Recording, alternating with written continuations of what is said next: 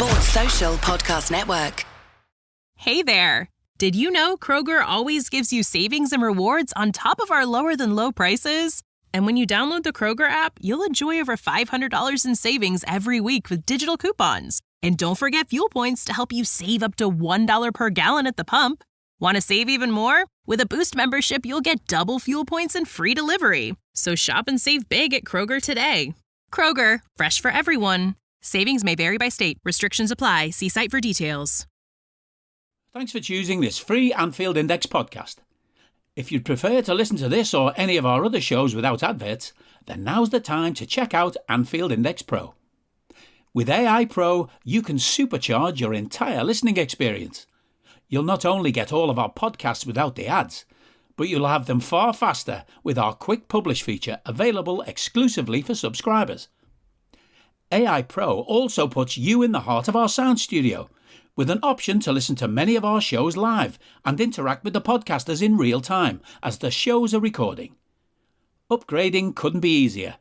AI Pro is available on all popular podcast platforms, and we have our own apps for Apple and Android. Just head on over to AnfieldIndexPro.com and get started today. Hello everybody, welcome to the latest edition of Liverbirds. Hope everybody is well. It's been a difficult few months, I think, for people with colds and viruses and one thing and another, but hopefully we're all fighting fit. I have my regular contributors, Amy, Kate and Randy with me. Hello ladies, how are you doing? Hello, good morning. Well, good morning from here anyway. Hello, good evening from Norway. Hello, good evening, Norway. Nil points.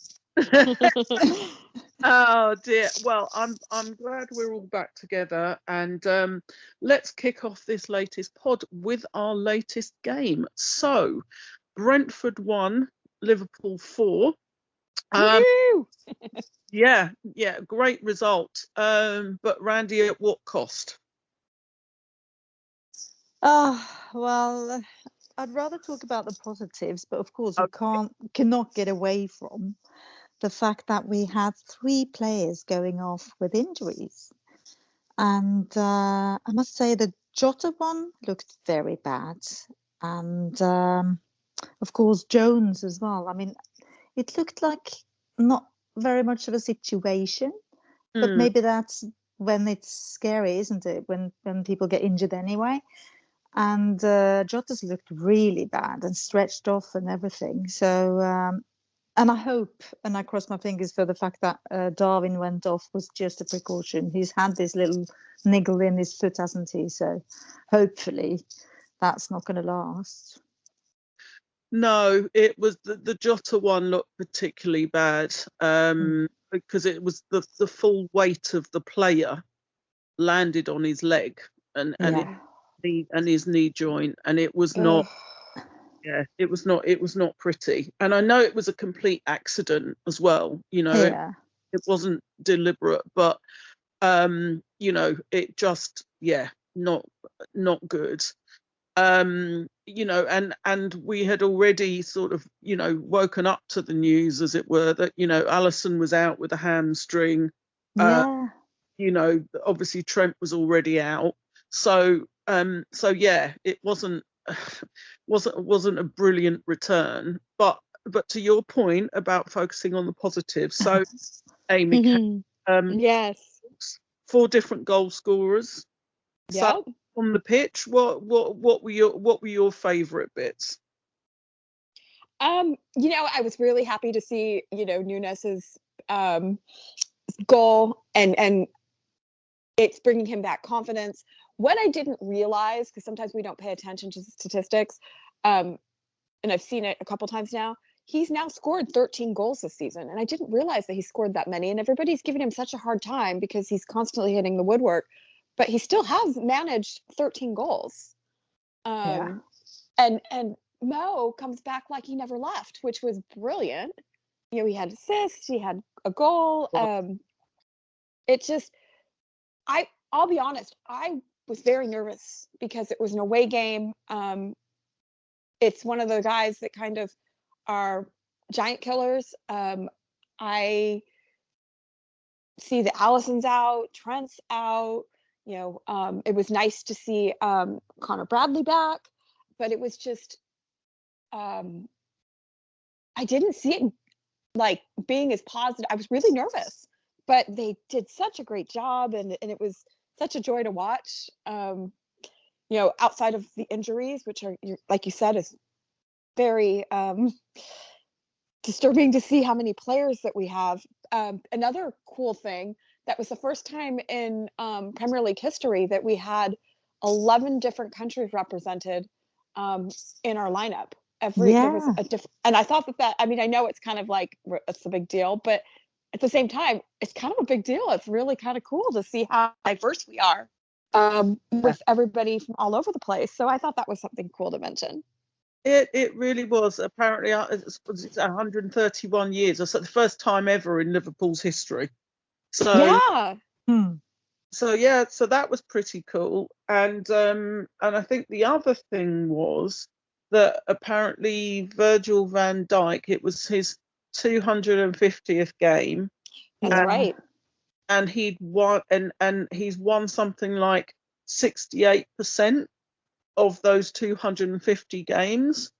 So it's like the highest winning percentage again of any player in Liverpool's history. Wow. He's got 171 wins apparently. Yes. That's amazing. It is. And considering he was out for a long period of time too with injury, could you imagine what it was if he wasn't? Yeah. He still hasn't lost at home, has he? No. So no. I don't think he. That's pretty cool. Yeah, absolutely. We will sort of keep keep our sort of our fingers crossed and all the rest of it, but we have it's not just Brentford, and we've talked about a couple of them. I think in terms of the injuries, it's just a couple of things I wanted to say about the Brentford game before we sort of focus more on that. Is that I felt bad for Joe Gomez, actually. He's been so good for us, playing right the way across that back line. And I get that, I'm not saying Bradley didn't have a bad game, but you kind of feel, because we talked a little bit, on previous pods about his versatility. It just felt a little bit bad for me that he went back on the bench when he's done nothing wrong, in terms of all of the position he's played, and why he couldn't potentially have started at right back instead of Bradley. And this isn't having a pop at Bradley, by the way. It's just, you kind of go, what has he got to do to kind of get on that team, get on the first 11 team sheet. So I just felt a little bit for him, I have to say. That was yeah, I see your point. And we're not, we will come on to the injuries, so we've not got a massive amount of players to choose from. Maybe Klopp was thinking of the fact that we've got Luton on Wednesday, and sort of rotating, because I wasn't sure whether he'd be back because of his obviously his father's funeral and everything, and whether he'd be in the right headspace to play. So yeah, it was. I felt a little bit for Joe Gomez, to be honest. But the other thing was, to your point around Salah being back, and lovely assist for McAllister's goal. But I also thought I thought Endo played really well as well. Pleased to see him back. I think he's come back at a perfect time with some of the other players that we're missing. And I know he got a yellow card, but it just feels like he's very disciplined in the way that he plays, and I think that's quite important for us. So I just wanted to give him a little shout out as well. Yeah, absolutely. Yeah, he deserves that. He's really been a little star there, and I really feel that he definitely is a great fit for the club and a great signing. Really happy he's there. Definitely fits our style and our club. So, Are you that person who has everything? The coolest merch and those must-have fan threads? Well, over at our Anfield Index shop, we've gone that extra mile when it comes to pimping up your Liverpool collection. From our popular range of bespoke design t-shirts, sweaters, hoodies and hats, to our signature edition mugs, prints and coasters, all provided with fast worldwide shipping. We have something for every red. We also stock official LFC merchandise and are licensed with the Premier League and UEFA to sell official iron-on shirt badges and sleeve patches. As a listener to this podcast, you can get 10% off everything with coupon code AIPRO10. Just head over to AnfieldIndex.shop or find us on Etsy by searching for Anfield Index. And also what we can do then, because if he comes into play number 6, we can use McAllister like yesterday. Absolutely. And his assists, his goals, they're all going to, keep coming if he plays in that position, which is his preferred anyway. He's sort of 10-ish, 8. Yeah. It's beautiful to watch, and I think like him and Salah linking up very well. And you can see Endo, his headers were before assists a couple of times at least yesterday, and he's been doing that. Whenever he's been playing, he is third or fourth before the goal so many times. He's brilliant. Yeah, his going for the second ball and his is great. And even though it was horrible to see him stretch it off, but I have to also just say, as fabulous as Nunez's finish was, and it was a fabulous chip, that on from Jota, that leap and that flick on Jota, made that chance as brilliantly as Nunez finished it. So, it's it was horrible to see him go the way he did, but he made a really telling contribution whilst he was on the pitch. Absolutely. So injuries. I don't know. And every team will say, "Oh, we've got injuries. We've got this person, that person, the other." It feels like we are really particularly racking them up at the moment. I made a little list, before the Brentford game.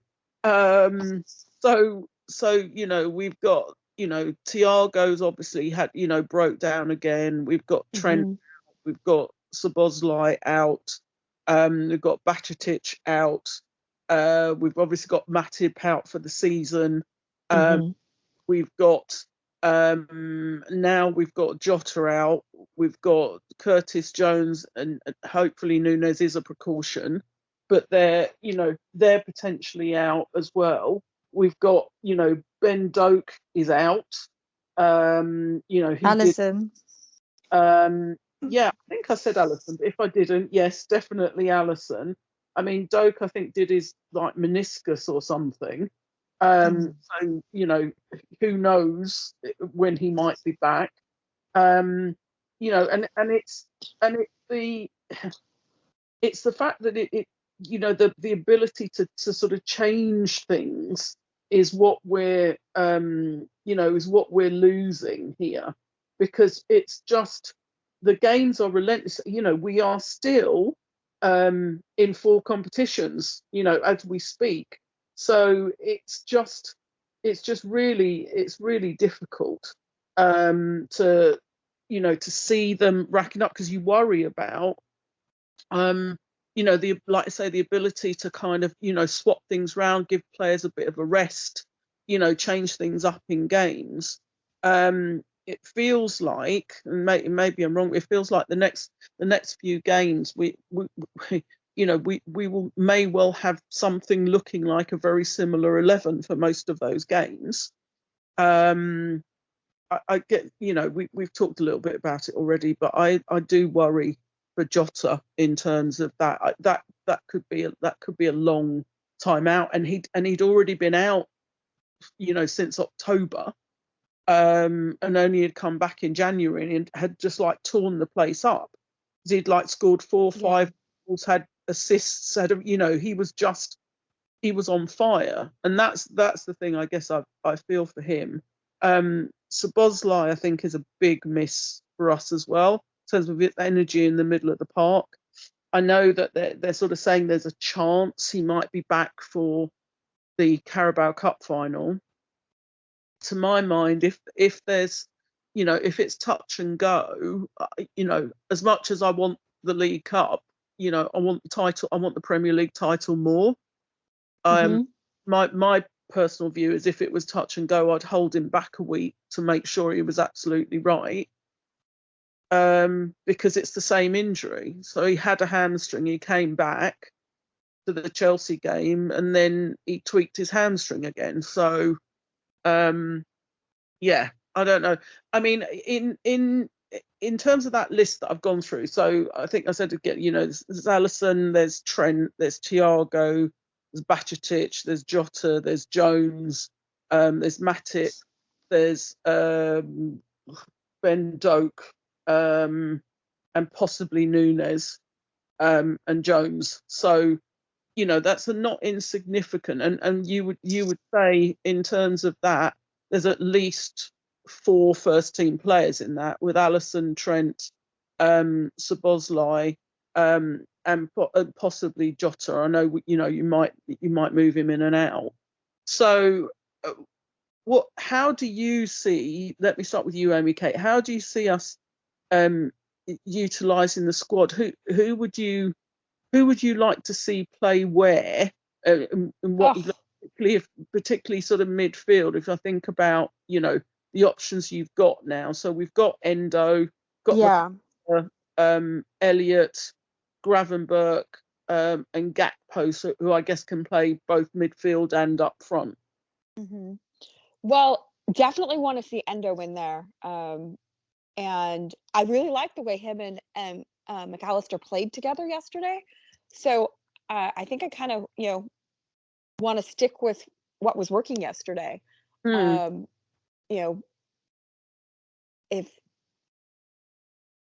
mean, Gakpo, I'd like to see him play more because I really think he's a great player. We really do have some. Would you be everybody? Go ahead. Say playing in midfield, or would you be playing him as part of a front three, Gakpo? Well, if we have Salah, and assuming Nunes and Diaz are both healthy and able to play, and I know that we do a lot of times we kind of switch out Diaz and Nunes, but with that situation, you could play Gakpo back a little bit, or you put him up front, and switch him out with Nunes and Diaz. Either way, I don't know if I could really say one way's better than the other. I think it just depends on who we're playing, because that makes a big difference on how the other team plays. We have options. I think one of the things that just kind of in my head right now while we're talking through this, how deep our bench is considering the situation. We just named all those midfielders, and all those midfielders are great players. Maybe they're not our every single time our starting 11, but the fact that we can go that deep and feel confident. I mean, just like yesterday with Kelleher, like, I don't want to lose him. He deserves to be a number one keeper, but I don't want him to go off. I mean, look at the situation yesterday. And he is a top player. I'd take Alisson before him, of course, but at this point. But, I mean, talk about having a great option in him. Our bench really is kind of that way almost all the way through, for which we haven't had for a very long time. No, I mean, Randy, Amy Kate mentioned Kelleher. So, he did pull off some cracking saves yesterday, by the way. Also against Burnley as well. He pulled off, a really important double save in there, and stood up on a one-on-one.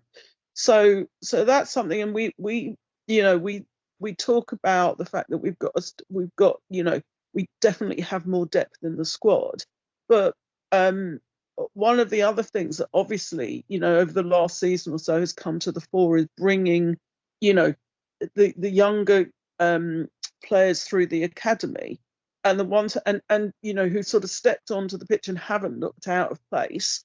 And I know, everybody's been raving around Connor Bradley, and rightly so. But we've also had, we've had a couple of cameos from McConnell. We've had Bobby Clark come on, before he got injured. Ben Doak played. We've obviously had Kwanzaa playing at the back. I mean, in terms of, the young kids stepping up to the plate, that's got to augur well for the future, right? I would think so. I mean, you look at it and you see that, and you're seeing how you made a point, at least I recognized it, is that they didn't feel, they didn't look out of place. And in the past, when we've put players, seasons past, they weren't as, we had to because we had to, but they, there was lots of mistakes and we had to kind of cover it up. They fit, Connor and Kwanzaa and Doak. I mean, they, among others, really seem to fit in the team quite well and play their role like they belong there. And when we do have these situations with injuries and stuff, you can feel quite confident in our team, and that shows how our academy is really, really developing. And that's a very positive thing because, teams get older, and our team at one point really did, and we're bringing in the younger ones now. But hopefully we won't go through that lull of having to rebuild and, okay, we're, like Chelsea right now. You look at them and, God, they're in 10th. And a few years ago, we were looking at them like, oh God, Chelsea, here they come, So it's every team has to be rebuilt at some point, but I think we're doing it right. Yeah, I completely agree on that. And I also think that, I mean, we have a problem with all these injuries now, but if you look at the bench, that is actually quite good. And as you said, Amy Kate, before, we didn't really trust our youngsters like we do now. Mm-hmm. So I think the only sort of worry is, of course, we haven't seen them all. But for instance, this young guy that is called Jaden Dan, if you watch some of the academy matches these days, they are amazing. They're doing so well. And this guy, he's been training with the first team for a long time now.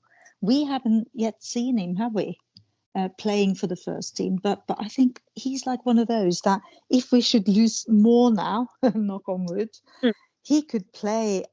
I'm not quite sure of his position, but it's offensive midfield or one of the 4 offensive positions anyway. So, and he's scoring goals. So we got the 4 scorer at the moment that are really putting it there. But if Jota is out, we got Diaz, Gakpo, Salah, Elliott, Nunez, and Maka that scores, and Gakpo could go into midfield as well. We got this Dunn coming in. He could be either or. So, and I'm not that worried anymore because I think we've seen like Gravenberch as well. He is scoring as well, So, and he could play either or. He could play in the front or in the midfield. So I think we're so much better off. Yeah. And it almost feels like it happened a bit by stealth. Absolutely. That's a great way to put it. Where and the other interesting thing for me, I think, just on that was, normally we get a sort of a level of kind of hysteria and what have you, particularly around the January transfer window, and we've got to sign this, and and it felt like it was really calm and really kind of everybody knew we weren't going to buy anybody in the January window, or it's highly unlikely. And there wasn't the level of kind of, I don't know, angst and stupidity that we've seen before in, people going, oh yeah, we'll potentially, we'll go and bid for somebody and we won't get them or whatever. I think everything felt very calm. It did. This January. That's a good point. Window. That's a good point. Yeah. Yeah. I also didn't feel like it was the FSG outs were and the people that are just, I'm not saying they weren't there, but it was usually that's when it's just very recognizable and prominent in your face. And I felt like, and other teams were doing that too, that weren't, a lot of teams weren't buying players. So it wasn't everybody else's and we're not. It felt like it was just kind of almost like there was no window really. Like it just, much lower key, much less activity. Yeah. I kind of liked it. To be honest, it was like, I hate the windows because everybody just gets so uptight and everybody like starts becoming a keyboard warrior and everybody has their opinions. And, it's just, it definitely was much more low key, and it was kind of nice to not have to deal with that. Yeah. Yeah, no, absolutely. So Randy, we've got so we know we've got a few people out of the squad at the moment, but our next game is at home v Luton. They lost against Man United today, but I think they gave them a pretty good go. What are you expecting at Anfield on Wednesday when we play Luton? Well, I just saw that match. Actually, I had it on in the background. And first of all, I must say, if they had not gifted United a goal after like 10 seconds, they were really giving them a match. So they were doing well for it to be 2-1, and it should have been 1-1, actually, that match. But we are not United. So we should go for a good win, I think, at home. Of course, it depends. What does Klopp do? Does he save us for the League Cup? I don't think so. I think he takes every match, one match at a time, and he's very serious about the league. So I'm sure we're going to go as strong as we can, and we're going to win that match. And then it's going to be interesting to see what's going to happen on Sunday. But I feel so sorry for Jones. You know how he hasn't really started any cup games? And this time, I think he felt sure about starting that one. And now, I don't know. I just feel really sorry for him.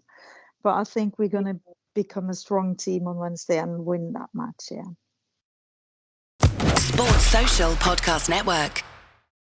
And Amy Kate, let's face it, we drew against them when we played at Kenilworth Road, right? Mm-hmm. They gave us a proper game, so I'm not expecting anything less. But to Randy's point, if we go strong, because we need the 3 points in the league. What would let's assume that Alisson is still out, right? So Kelly's going to be in goal. Would it be very close to the team that played against Brentford, or who would Salah come straight back in for you, or would you ease him back again? Would you still have him on the bench? Maybe play Elliott up front with Diaz, and let's assume Nunes was just precautionary, or would you do something a bit different? I think they're not. I'm not saying they're similar teams, but they're level wise. We're not playing one of the big teams, but don't underestimate them. Which I think sometimes that's part of our problem. Why we lose sometimes to the smaller teams, the giant killers, because they know, I don't know, we get too confident, whatever. But if we don't need Salah in the beginning, I say keep it how it was. and because it worked, and bring Salah on because we need him for the cup. And I know that league's more important, but if we need to bring him on, we bring him on. But if we're doing great and scoring goals without him, let's let him rest and not jeopardize him getting injured again because he just came off injury. And then kind of see how it goes, because I think one of the things that I'm like for the last several years with Klopp, when he puts something out, it's a rare moment that he puts the lineup out, not like, what are you doing? Like, what is he thinking? I don't think that. I'm like, okay, he knows what he's doing. So if he's doing it, there's a reason for it. And I even if I don't know the reason, sometimes I'm like, I totally believe, I'm with you, I get it.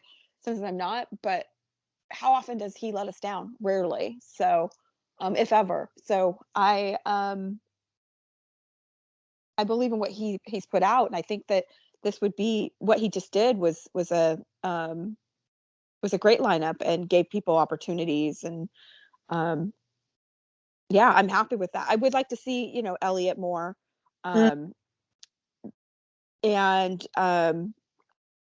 the only other thing maybe letting like we were talking about letting Gomez play, but yeah, we still do have so many options, and I really couldn't stick with one. I just kind of I just think we have so much depth, even though we have so many injuries, that there's a couple of different ways we could do this, and they would all be good.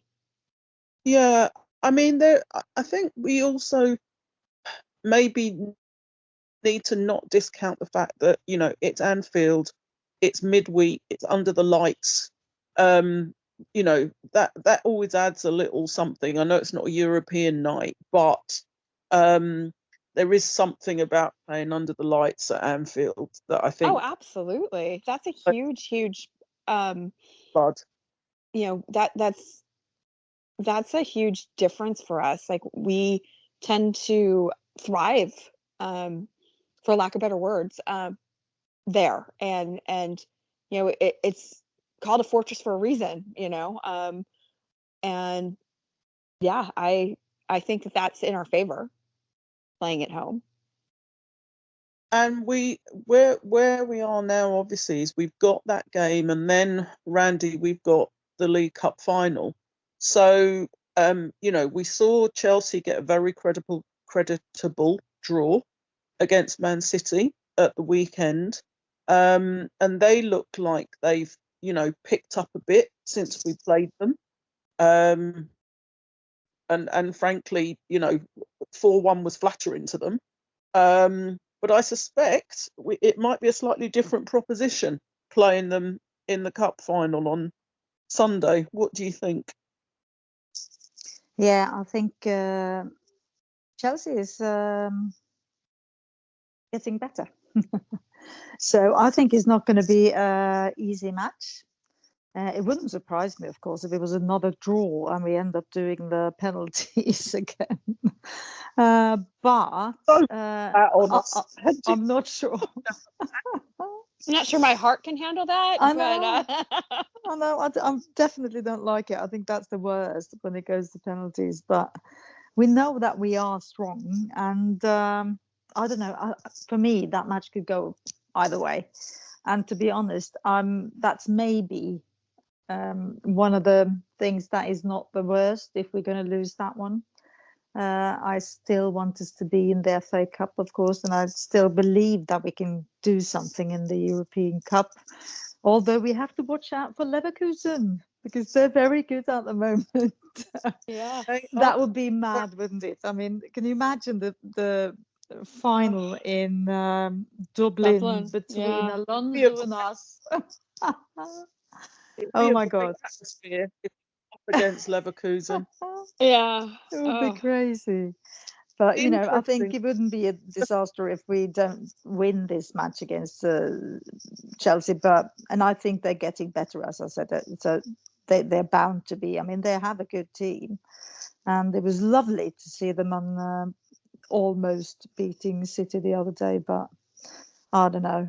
I think we're just going to go for it. And we know that we sort of, something happens to us in finals, so you never know. I don't know. Yeah. No more injuries, at least. Yeah. No, don't want it to be another snore fest, which is generally what our finals are like against Chelsea. We kind of cancel each other out. So I'm hoping, because of the way that Pochettino sets his sides up, it'll actually be a little bit more open as a final. But obviously, you know, I'm hoping it will be more open for us than it will be for them. Agreed.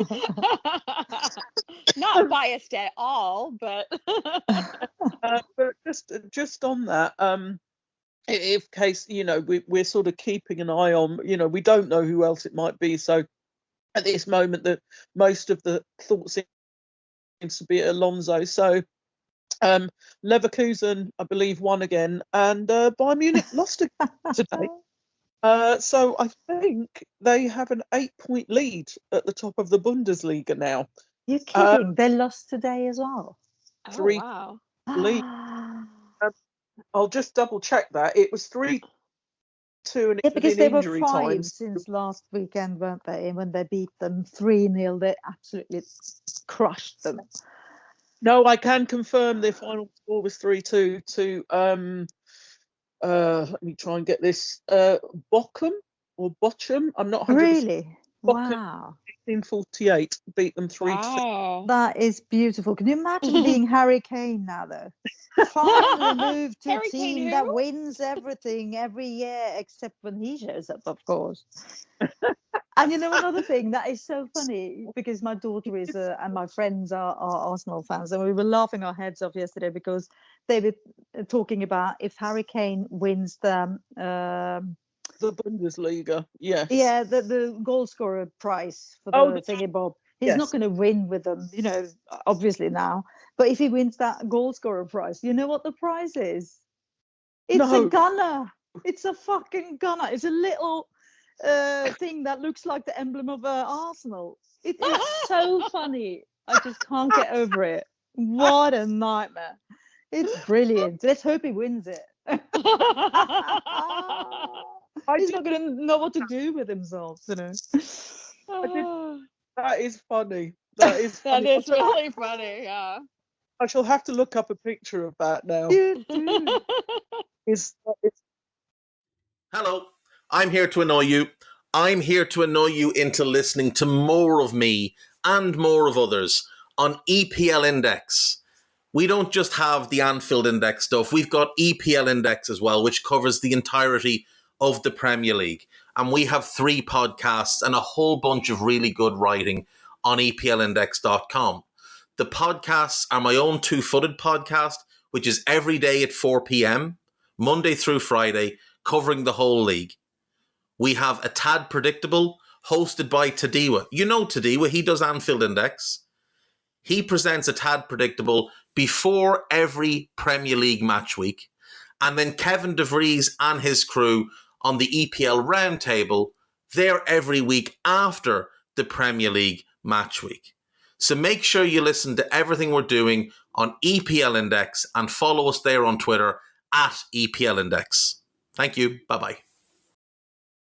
Yeah, so looks like broadly Bayer Leverkusen have it in their own hands now, a bit like we do with the draw against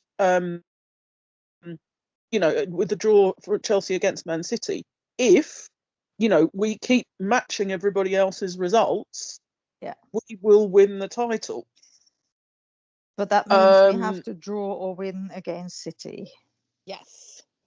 We do, but even if we don't, because they drew, we're 4 points ahead of them with a game in hand. So even if, I don't want us to, but even if we lost that game, we would still remain top of the league. But I think we need to win that game. We absolutely need to win that game against City. And I'm not discounting Arsenal, by the way. No. But we need to win that game against City. The other thing is that City and Arsenal still have to play each other. Oh, yes, really? That is true. That's good. So I think there's more twists to come in this. Yeah. We've got a really interesting next few weeks. We've obviously got the Luton game, then we've got the League Cup final, then we play Southampton in the FA Cup. Assuming that we get, we've got it's a good home draw for us. We always like to play at home. Southampton, to be fair, are flying at the moment. Yeah, playing very well in. I'm pretty sure it's the Championship, but I think they've won their last few games. So let's not discount them, because for them it's a free hit, right? Come to Anfield, play in the FA Cup. Nobody expects them to win, so they've got no pressure on them whatsoever. Coming to play us in the FA Cup, so I think we should have enough to beat them. But I don't be surprised at potentially the level of performance that they put on, because they've got nothing to lose against us. And then I think not long after that we play City. So it is a really intense few weeks coming up, and hopefully, like you say, the Alisson's injury isn't too serious, because I would definitely want him back against City.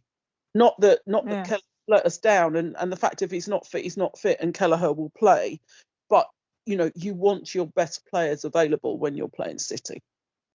But of course, and apparently we are playing a Europa League the Thursday before the Sunday against the City. Yes, that is mad, isn't it?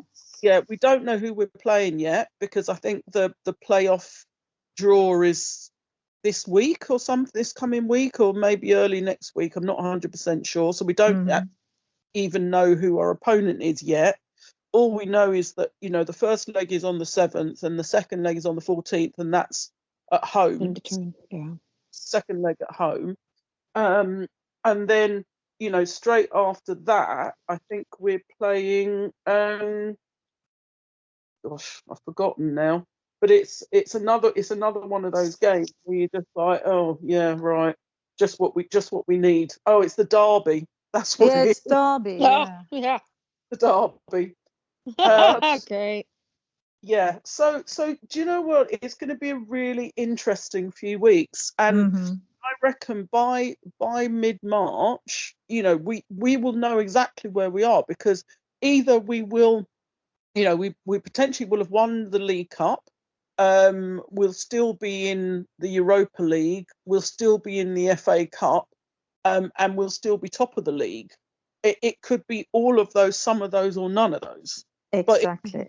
But it's gonna be really interesting. I vote for all of those, please. Yeah, well, maybe not all. At least we're out of the League Cup by then. But it is a lot of matches to play, so maybe we should concentrate on the most important. I'd love for us to have the league and the Europa League this year. That would be a good sending off for Klopp. Yeah, I'd love us to send him off with some silverware. Don't know what it's going to be. And a parade. Yes. We're still in everything at the moment, so let's hold on to that as long as we can. But one of the other things that we that sort of has been in the news, and I thought is probably worthwhile us just spending a couple of minutes on, was the fact that the Premier League are looking to sort of tighten up their sponsorship rules. And I think this is in relation to some of the allegations in relation to City about they've potentially inflated some of the sponsorship deals through the sovereign wealth fund, and it's some of these supposed companies that are sponsoring them. There doesn't appear to be a lot of substance that sits behind some of them, but there were sort of reports in the paper that a club was threatening to sue the Premier League if they decided to bring in these stronger rules and regulations about it. Now, there's rumours that team was Man City. We don't know that. That's just sort of rumours, although quite a lot of them pointing towards that. But I guess more importantly, it regardless of the club, the fact is that if you are overinflating the value of a sponsorship contract, you are queering the pitch for other people, because you're screwing the market, because the value of what you're getting is not the same as the worth of what you're actually selling. So I think there'll be lots of pros and cons about this, but I'm just sort of interested, if you look at and I know it's not your favorite thing, Amy Kate, but if at the NFL, just as an example, right, and even rugby union in the UK, there is a salary cap, right? So you have there's a maximum amount that a club can spend, and within that, you get contracts of varying value. You'll get a group of players who might just be on a basic contract, and I'm making this up, right, in terms of the actual numbers I'm saying, but let's say they're on a basic contract, and that basic contract is £500,000 or dollars, whichever one you want to use, and then the more valuable players obviously will have the more lucrative contract. So you get all of that, and then individual players will have their own endorsements and sponsorship deals, whether it's with boots or shirts or skin cream or whatever it might be. But then you also have the stuff like we all do. Clubs have got sponsorship deals for shirts, and the preferred travel partner, and the preferred skincare range, and the preferred cybersecurity systems, or whatever it is. Yeah, exactly. So there's a load of stuff out there, but there's nothing more in the vast majority of cases more capitalist than a sports franchise or a sports thing. They'll be looking to maximize that, and ultimately we live in a capitalist society, whether you agree with it, whether you don't. So therefore you go, it's what the market dictates. The issue is if you're skewing the market, and therefore it is, well, it's potentially fraudulent, but it's also giving you an unfair advantage, and that's the bit, I think, whether this is the right vehicle or not, that is what I think the Premier League will be attempting to do by this tightening of their rules. And I guess I'm just sort of interested in your view, because there are different models out there.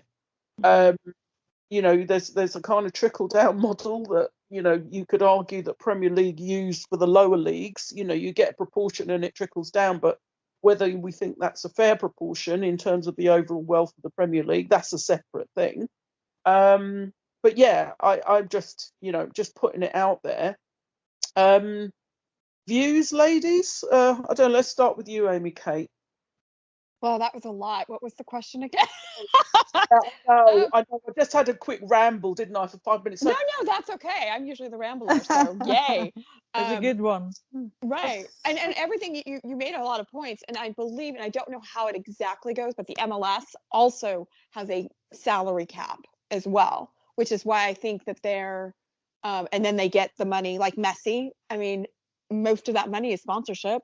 How it all works, that's really beyond me, to be honest. So I can't really talk about that, but I'm guessing what they're trying to do is make it more fair for some of the lower end table teams, the championships teams that are, at the top are to come up, and the ones that are, the second, especially the second half of the table. I mean, even if you look at teams like City and Chelsea and Newcastle, just to name a few, and the money that they have is substantial, or what they're putting out there, and buying and value and all that to some of the other teams. I mean, fair or unfair, I can't really really fairly say that it is or it isn't, because I don't know enough about it. But I think that's kind of the point, is kind of leveling the playing field more, instead of it always being the same. I think it would make the game a little more exciting, because it's not, oh, here we go again, it's the same people always at the top, because it gets old. And the NFL is a perfect example. The eras of is long gone with the Dallas Cowboys, but for a very long time it was New England Patriots, and it was like, enough already. It seems to be the Chiefs era now, however that lasts. But it's nice to see other, and I don't know how their whole system works, but it's definitely different. But you kind of want to see somebody. It's nice to see different people winning it, and of course you always want your team, but for the sport itself, the competition and being competitive is just, it just makes it more enjoyable for everyone. And I think, Randy, if you ask the vast majority of neutrals, right, who they would like to see, I think most of them would say either Liverpool or Arsenal, just to have a change from Man City, having another procession. And the fact is, it's the first time we've kind of had a three-way title race for some considerable time.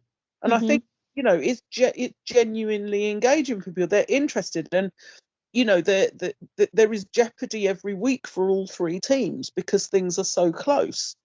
To take that, that NFL example, because of their draft system is the one that's supposed to give them parity. Now, we're never going to have that in football, right? Because we don't have the college system; it doesn't work the same way. And I've got no issue with that.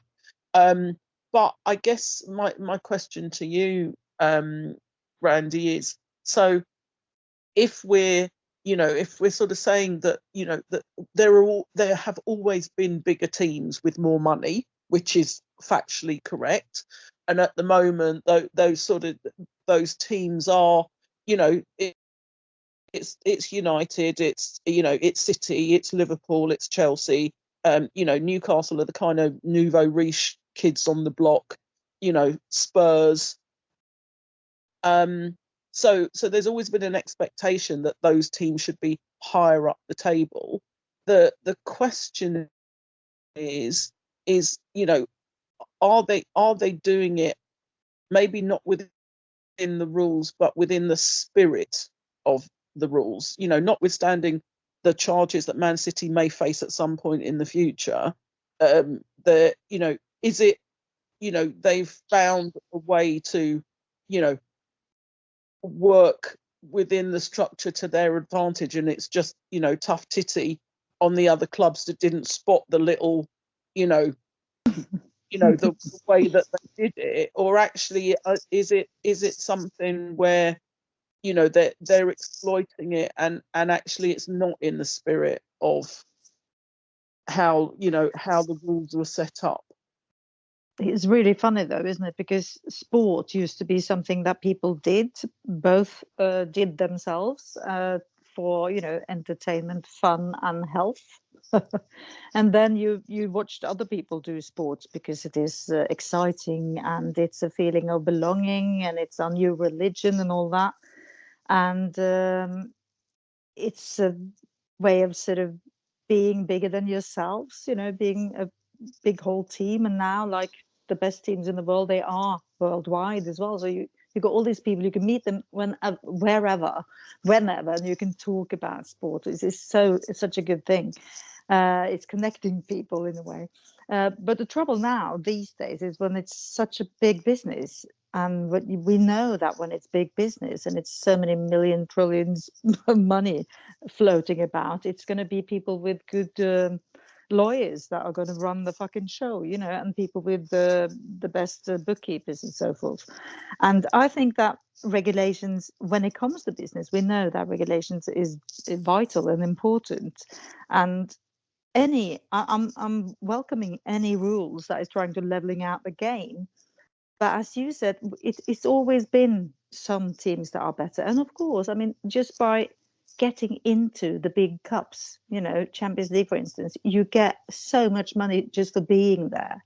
So the teams that are good enough for being there, they get rewarded. So next year they can buy the better players, they can, you know, make their own stadiums bigger, whatever.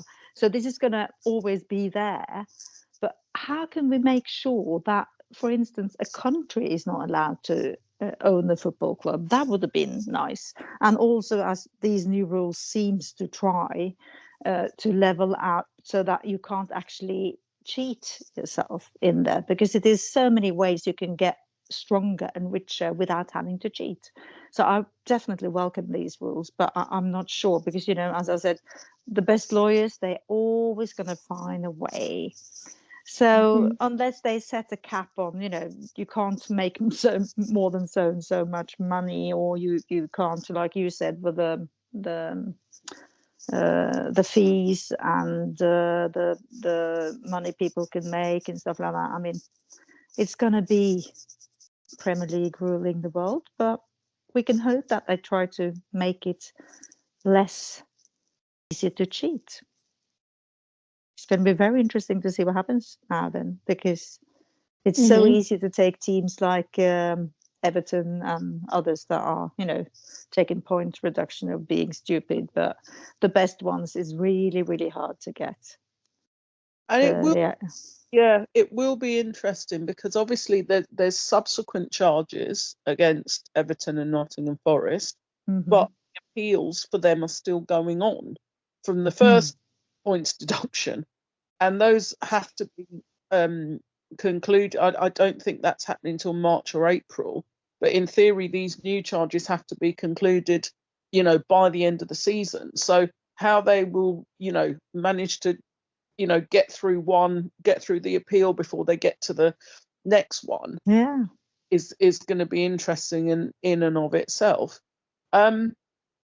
So we, you know, I just think the next sort of 12-18 months, you know, with these sort of points deductions, the more stringent application of the sort of, you know, profit and sustainabilities rules that they've put in place, it's going to be fascinating, because one of the few things that we will say is we know that FSG always worked to that sustainability model, and, you know, and the club had to stand on its own 2 feet. So I'm reasonably confident that, you know, we wouldn't be in breach of anything much. You know, it could be famous last words, but I don't. No, but I see your point. It looks like they're trying to keep inside the rules and the rules they thought were there when they came. Exactly. So I think that they've worked very hard to that. So therefore, in theory, there shouldn't be anything for our club to worry about. But, you know, you never know.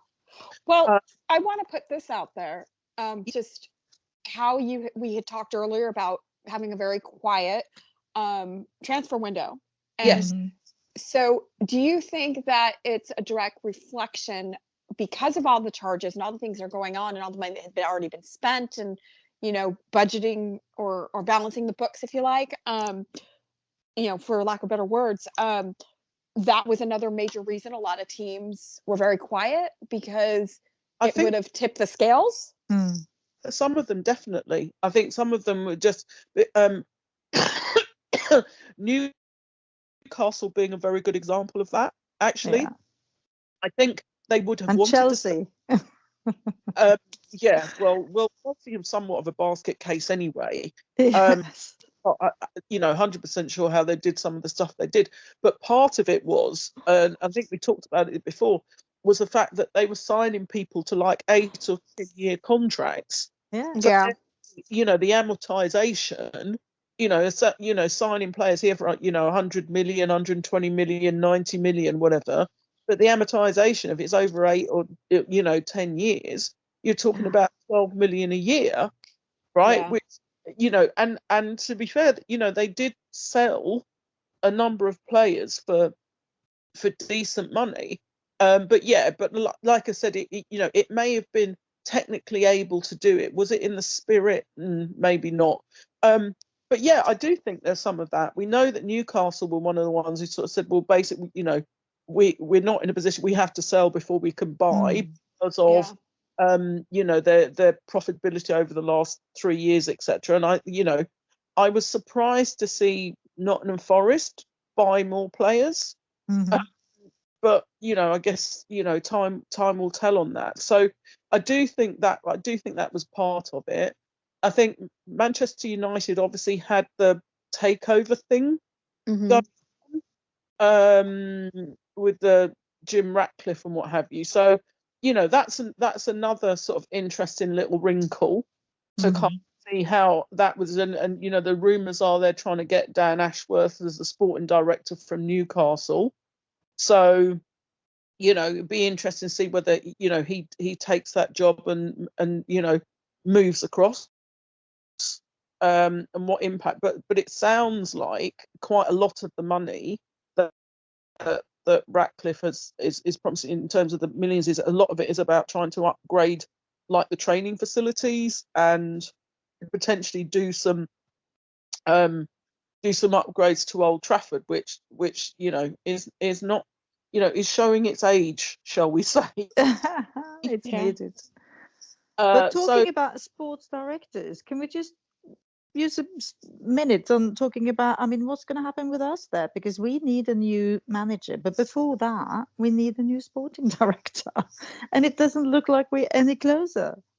Well, I don't know, Randy, because the club plays its cards very close to its chest. Yeah, they do, definitely. There has, I saw an article, I think in the last day or so, sort of speculating about whether they'd be looking to try and get the guy who I think might be at Spurs, who was previously the sporting director at Bayer Leverkusen. I don't need a VPN. I've got nothing to hide. This is what I used to tell myself before I hooked up with LibertyShield.com. Not only is my home internet now fully encrypted, but I can now access all the websites I want, whenever I want, and do so from absolutely anywhere. As a Liverpool fan, I love to know I can now watch every match, regardless of whether it's on UK TV or not. My Liberty Shield VPN makes sure nothing is blocked and guarantees me super fast streaming speed throughout that match. You can get connected right now with their software package, which includes a 48-hour no-obligation free trial and instant access to their apps for Apple, Android, Fire TV, PC, Mac, and Android TV. Or go a step further like I have and get one of their pre-configured VPN routers. These small but powerful devices allow you to easily connect every device in your home to VPN, making it the perfect solution for smart TVs, Mac boxes, and games consoles. Visit LibertyShield.com today and use coupon code AIVPN25 to get 25% off at checkout. Wasn't it West Ham? Oh, sorry, West Ham, not Spurs. Yes. And he did work, I think, with Xavi Alonso previously. Certainly had so. Again, this could all Sounds be good. I did see something about that this morning, actually.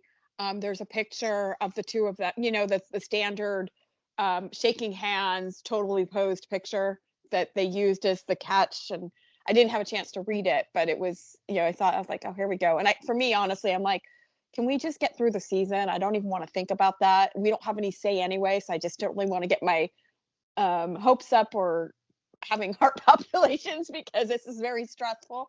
I mean, why does Klopp have to leave? Why does he want to leave us? But so I'm with you on that. I saw that, so it's going to be interesting.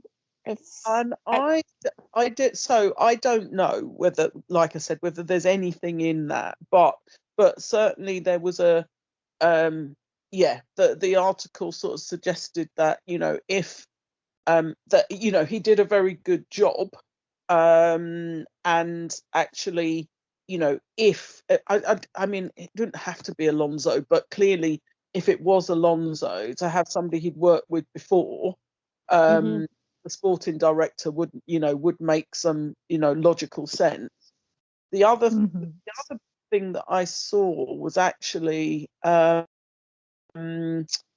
little article talking about the manager at I want to is at a Portuguese club, and I'm not sure whether it's Sporting Lisbon or not.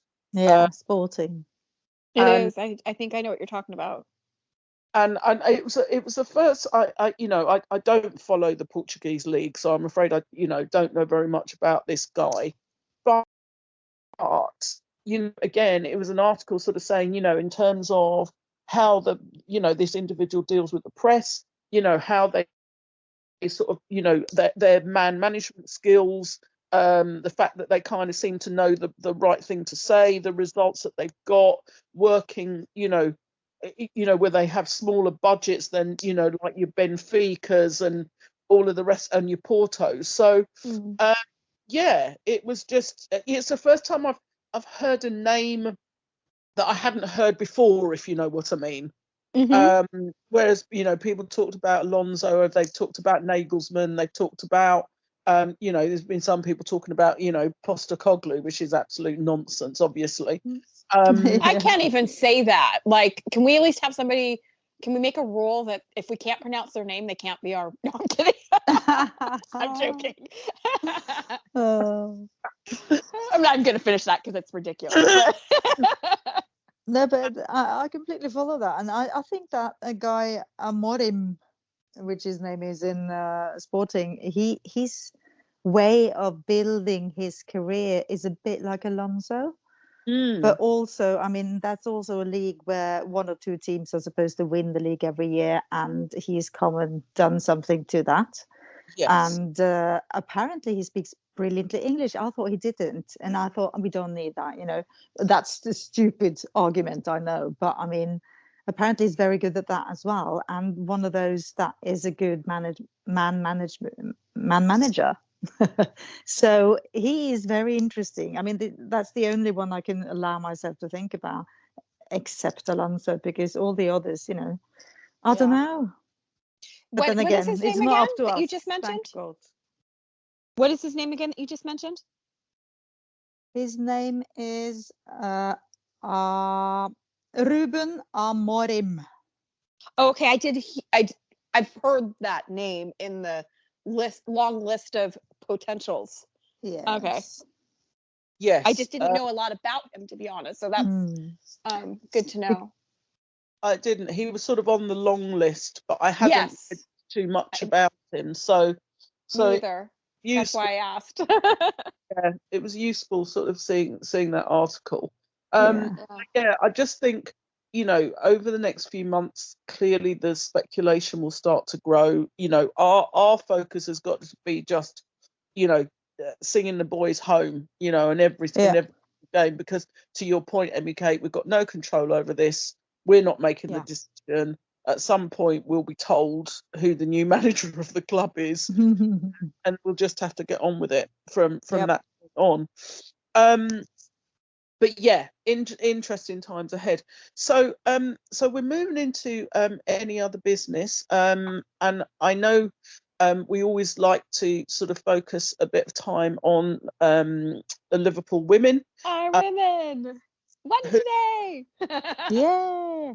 I was excited to talk about this today. Yeah, good result against Brighton. One, and they're in, I think, 5th or 6th, are they? They are in 5th place. I think they're 2 points shy of 4th, which I believe is United. I'd have to look at that. This is off the top of my head. I might have that wrong, so don't shoot me for being wrong. Interesting though. Siri Holland was captain today. She scored the goal to win, and also at the in extra time, she was sent off. She got a second yellow card, which became a red card, and was sent off. So she had a very eventful game today. Oh, wow. Well done. She also the player of the match as well. Yeah, yes, and she was also player of the match as well. Yes. How did I leave that out? She did it all. She was the woman of the hour for sure, or the women of 90 plus minutes. But yeah, that was. It's good to see. They're being very competitive. They've lost a few games here and there, but we're rebuilding, and I think that a lot of that has to do with Matt Beard and his decisions, and the team that we have. Leon Kieran's back. I mean, we've got a lot of great players that he's brought in. It's exciting times. I would really love to see us back competing, but with the likes of Chelsea and City and Arsenal, but they're just they're kind of, I don't know. I mean, they've been dominant for quite a few years, and with Emma Hayes gone, Chelsea's still dominating. So it's not just her. Sometimes when that happens, teams fall apart. They're not falling apart. So, but we're being competitive. I mean, we're not too far off from that. Being in fifth sounds like, oh God, fifth. But if you look at the goal differential and we're right up there. No, it's true, and our under 21s aren't doing too bad either, and our teams, to be fair. And I noticed in the under 21s, Cade Gordon was back on the score sheet because he obviously had that bad injury. Right. He was in the first squad before, and he sort of worked his way back, and also Nyonyi, who we've been, is sort of being sort of mentioned as one of the, could be one of the next big things. So, the signs are potentially good. Glad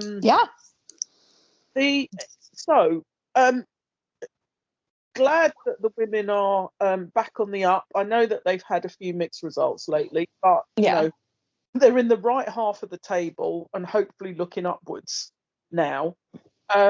So as we sort of come to the end of this pod, let me start with you, Randy. You got any other business? Anything you want to call out? Anything you want to rant about? Anything you want to share? Well, since we already talked about Alonso and Leverkusen, hip hooray! I want to mention the fact that Ivan Toney had the longest Klopp hug ever. And he was also mentioned in the press conference because he was like hugging him, Klopp, afterwards, like it was, the first and last and everything, And it was so funny that it was mentioned. And Klopp said, because he was asked, what did you talk about? And he said, well, he's a Liverpool fan, and so we had a good rant about that, and also the last time we're going to hug each other or see each other, and I think it's probably going to dawn on him as well now. One thing is hugging his own players, because that's going to get closer and closer to the last hug anyway, but all the others, all the managers, the teams he meets, it's going to be for the last time now. And I think he's such an emotional guy, so I think he feels it. And that's funny, and that's nice to see, although it's sad, it's good to see. It is. I do. I think you're right, Randy. I think there's going to be more of that as the season goes on. And also, I think that, I think Klopp himself said in that press conference, he's started, he's had a few of those conversations already. Mm-hmm. I think in a few of the games. So, it will be, it'll be, that will potentially keep on going throughout the rest of this season. yes, let's not think about that at the No, moment. exactly. Oh. So, Amy Kate, anything for you to Yeah, shout about? I want to talk about this blue card and what you two think about that. Kind of doing the whole sin bin thing, like in rugby, and like I don't know about this. Well, What do you guys like? I guess I want to talk about that a little bit. Talk through that anyway. so as I understand it, this is so the IFAB board, I believe, have come up with this, and they're going to go and find somewhere to trial it. The bit that isn't clear to me, I mean, I on the surface of it, in terms of how I currently understand it, I think it's a terrible idea, right? Mm-hmm. And the reason I think it's a terrible idea is that they've talked about if, like potentially, I think it's for feigning injuries or dissent, where you would get you'd go off for 10 minutes or whatever it is, and or maybe it's 2 minutes, I don't know. But the point for me is that I don't know. I think it would be quite hard in a number of cases how you prove somebody's feigning injury. Mm-hmm. The second thing is what I think it's much clearer in rugby because they have a much clearer position around dissent, and dissent is basically any questioning of the referee's decisions, right? So if you're going to make it that clear cut, and bearing in mind that there is a lot more respect for the referee in rugby than there is in football, it's going to be utter carnage, right? You will have people going off like literally on rotation because players are used to, and I'm not saying it's right, I'm saying players are used to, shouting at the ref, swearing at the ref, questioning the ref, asking the ref, what the hell he thinks he's doing, saying it's not a corner, it's a free kick, saying it's a free kick, it's not a corner, etc., etc., etc. I don't, and how many blue cards potentially make a yellow card who make a red card? Could you have people, somebody comes on, they pretend, I don't know, they fall down and pretend they've been elbowed in the face and they haven't, and it shows they've been elbowed in the shoulder. So they go off and they get their 2 minutes, 5 minutes, 10 minutes, whatever it is. Then they come back on. Then they get genuinely tripped up, but the referee thinks, oh, they're just at it again. So they get another blue card. Are we going to get VAR to check every blue card? Because you could have games going on for 2.5 hours. So Yeah. I'm not. I don't believe it's been properly thought through, I suppose, is where I'm coming from, and I'm convinced it would work very well. Well, you made a few points that like I want to kind of touch on. This is not American football. This is not rugby. The game is constant. It would be too much stoppage, and it would absolutely change the game, and I think change the game into something else. So not in a good way. So I think that's something to think about. And then there's VAR in the rest of Europe, and then there's VAR in the Premier League. They can't even get that right. Could you imagine? Mm-hmm. You use the word carnage, and that's exactly it. We can't even get VAR right, and now you want to put some sort of like sin bin in, and a third color card, and I just think that this is a complete disaster. And it's not because I'm such a traditional, I want football to be what it is. I think there's been a lot of things that have changed that have made the game better. Maybe some of the things have made it worse, but for the most part, the game has evolved in a positive way. And I think that this would change football for what it really is. It's I get changing from one sub to two subs to three subs, now having a sub for concussions and, taking the certain ways to, time wasting and how a yellow card, like there's all these rules that have evolved. And a lot of times it is making the game better, not necessarily always, but I don't see how this is making the game better. And why would you want to make the game worse? And why do you want to change the game so drastically that we don't even recognize the game anymore? That's where I'm coming from. And it's just, I don't like it. I know. I'm completely following you. I think, where does this come from? Is somebody bored somewhere? Because if they think that what the refs need now is more work to do, more things to understand and make in the proper way, which they can't even with the rules we have now. And I haven't heard one manager or one pundit saying, "Oh, what a brilliant idea." They're all going, "Well, come again, why, what, where does this come from?" And so many have says, like you just said now, it's going to slow the game down even more. It's going to last forever. I mean, it's going to be about something else. I don't understand.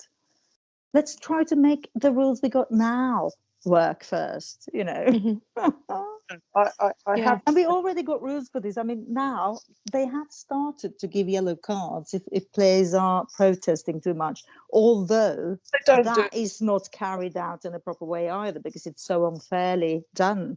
Well, I saw the Man United game today. It was like 10 plays in the ref's face. Nothing happened. So start there, with the rules we already got.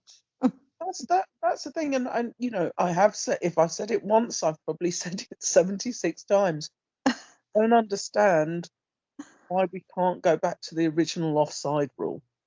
Why we've got all of this and drawing lines and people's armpits, fucking all of the rest of it, right? If you're level on, if you're ahead, you're off. It's that simple. Offside worked fine before you had the technology. Right, and I know I'm sounding like, an old codger, but I don't we could use our eye and we could see if somebody was offside. Yes, there was mistakes made, but there's mistakes made with VAR.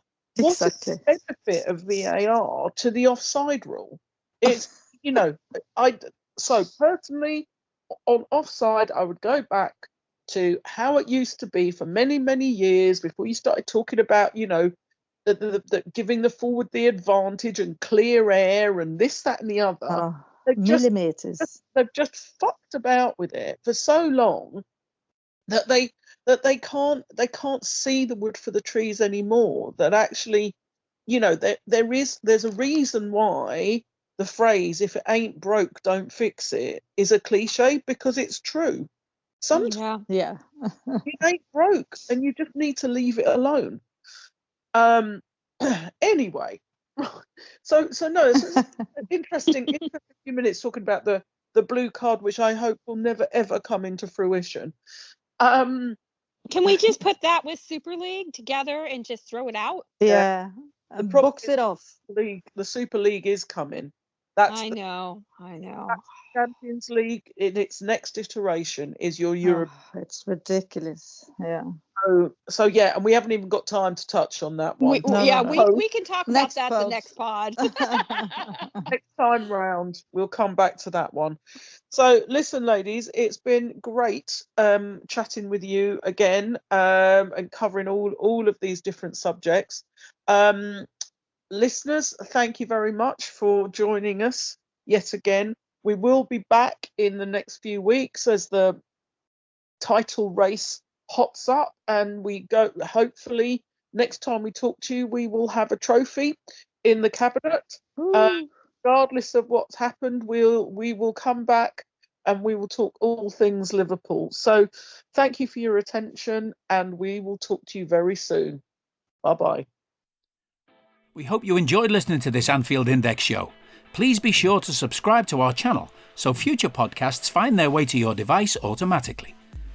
There's nothing quite like fan engagement, and we'd love to know what you think of anything discussed on this show.